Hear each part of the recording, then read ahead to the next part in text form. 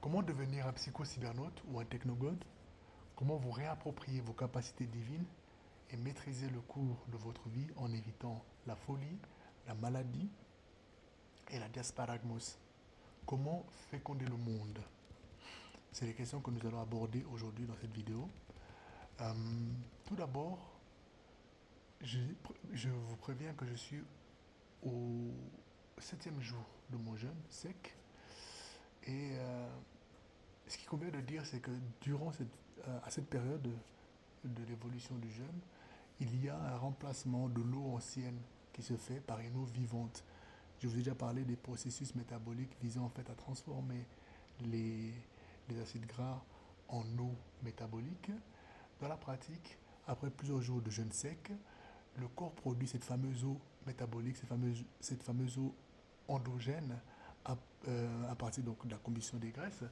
Et cette eau, elle est considérée comme étant pure et vibrante sur le plan énergétique.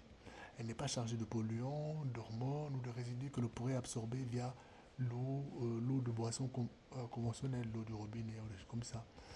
Au-delà de la simple modification chimique, cette eau endogène s'accompagnerait d'un renouvellement de l'information cellulaire. L'idée est la suivante.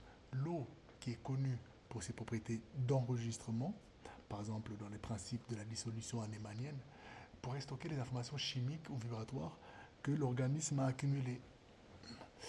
Lorsqu'on élimine, lorsqu'on élimine l'eau ancienne, désignée comme morte ou saturée d'influences extérieures, on libère dans le même temps les résidus informationnels associés. Cette théorie est souvent rapprochée des concepts de la médecine holistique ou la mémoire de l'eau. J'ai parlé avant de la dissolution anémanienne, par exemple, euh, qui sont encore des théories qui sont débattues dans la communauté scientifique traditionnelle. Le septième jour correspond donc à la phase où ce processus d'échange d'eau arrive à un pic. Tout ce qui est arrivé, enfin tout ce qui est considéré comme usagé, vieilli est sur le point d'être éliminé, tandis que l'eau nouvellement produite va circuler de manière plus efficace dans l'ensemble de l'organisme. Sur le plan métaphorique, c'est comme si l'on vidait un ancien disque dur pour installer un nouveau système et la matrice informationnelle va se retrouver en fait vierge, prête à accueillir de nouvelles programmations. C'est ainsi qu'intervient la possibilité d'influencer le code génétique, notre code génétique, ou plus précisément son expression, donc au niveau épigénétique.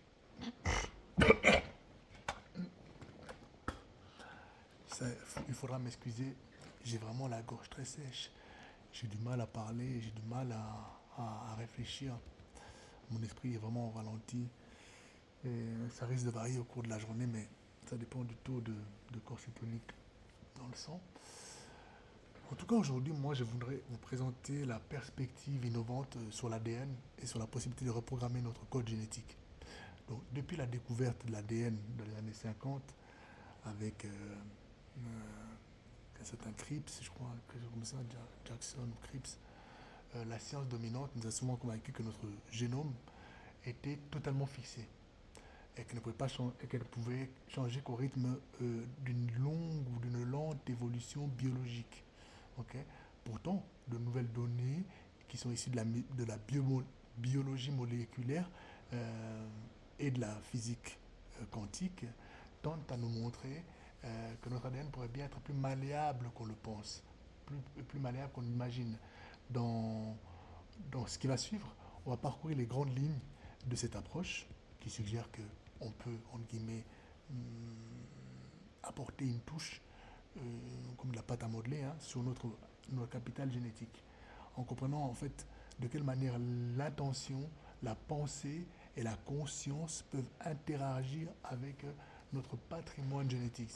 C'est juste incroyable les idées qui vont être abordées ici. Donc on a une conception génétique qui est entre guillemets déterministe et on tend vers une conception qui est infocratique. Infocratique au sens du pouvoir de l'information que l'on peut intégrer dans le mécanisme, le mécanisme du patrimoine génétique. Donc, comme je disais, dans les années 50, il y a des travaux qui qui ont mis à jour. Enfin, je crois même que le premier à avoir mis à jour l'ADN, c'était un Suisse dont le nom m'échappe. C'était dans les années 1870, ça c'est vieux, hein. Il avait travaillé sur des globules blancs, quelque chose comme ça. Mais vérifions cette information. Mais bon, en tout cas, en tout cas, nous en biologie, on nous apprend que voilà, la découverte de la structure de l'ADN comme telle, le double hélice, etc. Là, ça a été fait par, je disais que c'était, je crois que c'était Jackson ou Watson, je ne sais plus, Watson et Crick. Et donc, ça a marqué un tournant historique vraiment incroyable. Très vite, l'idée s'est imposée qu'un code génétique irréversible déterminait toutes nos caractéristiques, c'est-à-dire ton apparence, euh, euh, ta santé, en passant même par certaines dimensions psychologiques qui sont déterminées par ton capital génétique. Les scientifiques ils pensaient que il n'y avait que des procédés mécaniques, comme par exemple le fait de retirer ou d'insérer un gène, ou chimique, comme l'insertion de certains virus ou molécules, qui pouvaient en fait modifier l'ADN. C'est pour ça qu'il y a toutes sortes de spéculations sur lesquelles je ne vais pas me prononcer dans cette vidéo, quant en fait au vaccin et à ARN messager, etc., et les conséquences que cela pourrait avoir sur notre capital génétique.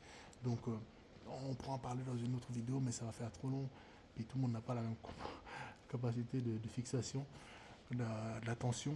Mais en tout cas, voilà, on en a parlé dernièrement. Euh, mais cette théorie donc déterministe, elle s'est vue ébranlée en fait tout dernièrement. L'exemple du syndrome, par exemple, des personnalités multiples qui disent que le code génétique peut présenter une certaine adaptation, et ce parfois en quelques minutes, lorsque la personne alterne d'une personnalité à une autre. J'aime beaucoup le film Split où on voit cet exemple d'adaptation, enfin de personnalité multiple, où, où en fait le personnage joué par l'acteur dont le nom m'échappe euh, prétend receler une sorte de bête, la bête de l'événement entre guillemets qui va sortir tout ou tard, et il est en opposition avec Samuel Jackson qui joue le rôle de glace, l'homme de verre comme ça, il est fragile. Il y a aussi le mec de Bruce Willis dans Incassable, je crois. C'est ça, hein, lui aussi qui a un bâtiment génétique exceptionnel, quoi. Enfin, en tout cas, le film Split est intéressant pour voir en fait les différents changements et les différentes variations en fait de la personnalité en lien en fait avec, avec un capital génétique. Donc, l'aspect, donc, il y a une adaptation qui peut se faire. Mais ça ne signifie pas que l'ADN se transforme magiquement. C'est ça qu'il faut comprendre. Il n'y a pas une transformation magique. Mais plutôt, il s'agit de dire qu'il y a une flexibilité et des réactions rapides à l'état intérieur ou psychique de l'individu. On a ainsi très vite compris que l'être humain n'est pas simplement un automate régi par un programme génétique immuable, mais quelque chose de plus complexe que cela.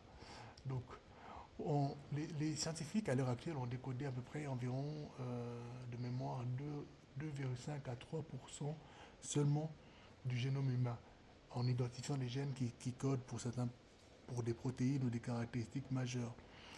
Et c'est important de faire la différence euh, entre la séquence, pardon,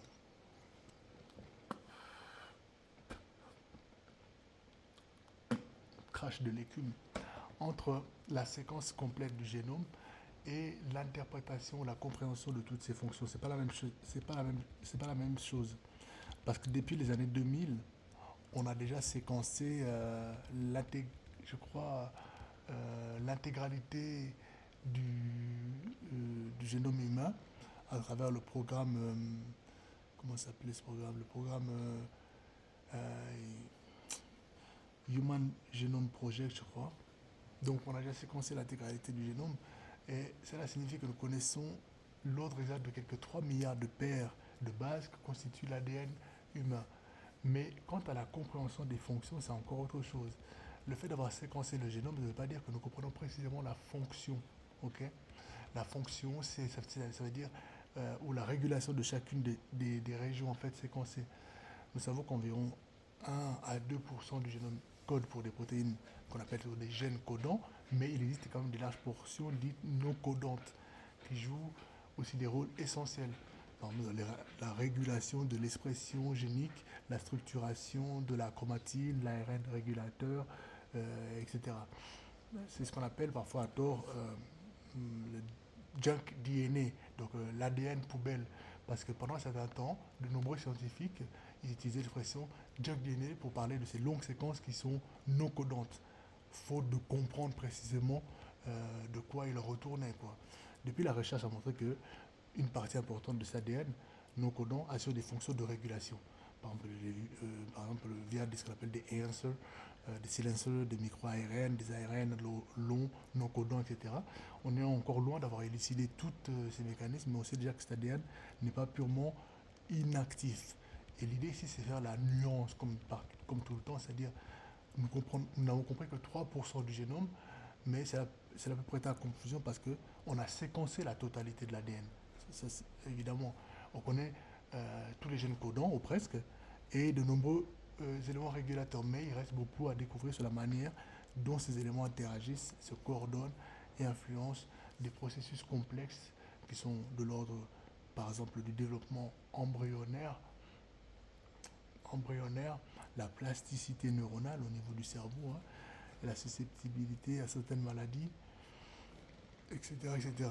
En résumé, oui, le génome est entièrement séquencé et non, la part non codante de l'ADN, donc qui était longtemps négligée, n'est pas automatiquement superflue. Donc,